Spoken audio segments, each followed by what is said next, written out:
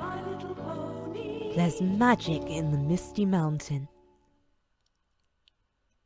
Forget-me-not, why is that hill always covered in a swirly mist?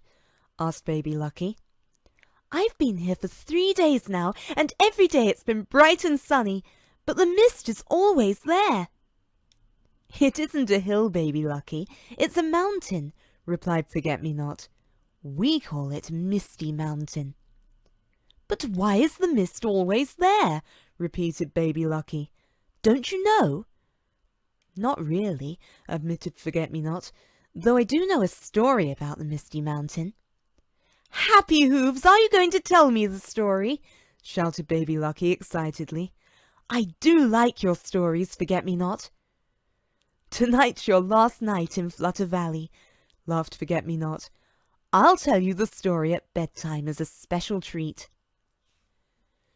The moon was shining brightly and the mist over the mountain was dancing with the moonbeams when Forget-me-not started her story. A long time ago there was a wise old magician who lived up in the Misty Mountain.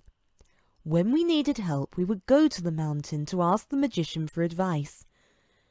But one day when Lily went to find the magician, he disappeared. Some rocks had fallen from the top of the mountain, and it was covered in mist.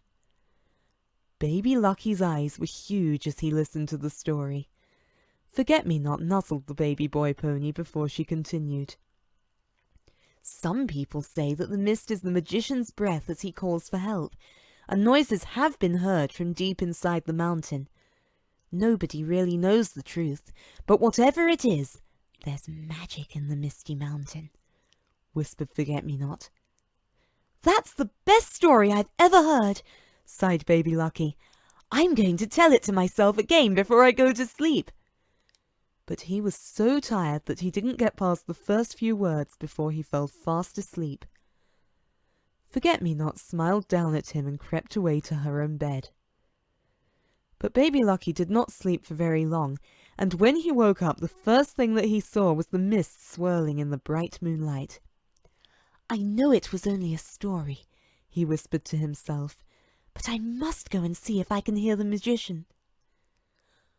Although the path was steep and rocky, it didn't take Baby Lucky long to reach the foot of the mountain. The mist swirled around him and seemed to touch him gently. Deep in the mountain he could hear a banging noise, and just for a moment he thought he saw a light. It's just the moon shining on the side of the mountain, he told himself, and when he looked again the light had gone. Then an icy wind blew around him. Poor Baby Lucky, poor little boy, I'm frightened, he whispered, but then the wind stopped. Forget-me-not was right. There is magic in the Misty Mountain, he said. Happy-go-lucky, I wish I could go inside the mountain. Mist floated out through the crack, and it grew bigger and bigger. Then there was a bright flash. It's lightning, whimpered Baby Lucky. How do you know my name? Asked a voice. Baby Lucky closed his eyes tightly, wishing that he was safe and sound in his own bed again. But when he opened his eyes he could see a shape in front of him through the swirling mist, and as he looked closer he could see that the shape was... Who spoke to Baby Lucky? What was the shape he could see through the swirling mist? Find out on a future Tuesday here at Skylark 24.